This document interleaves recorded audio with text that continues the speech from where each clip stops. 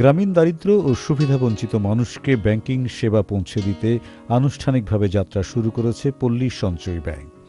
এই বিশেষায়িত ব্যাংক থেকে প্রান্তিক পর্যায়ের জনগণ সহজ শর্তে মৌসুমি ও কর্মভিত্তিক ঋণ পাবেন, যার সুদের হার হবে মাত্র ৮%। ফসল ওঠা বা সংশ্লিষ্ট মৌসুমি ভিত্তিক কাজ শেষ করে একেবারেই এই ঋণ পরিশোধ করতে পারবেন সংশ্লিষ্টরা। পল্লী সঞ্চয় ব্যাংক দারিদ্র্য বিমোচন ও আর্থসামাজিক উন্নয়নে ৪৫টি খাতে ঋণ প্রদান করবে।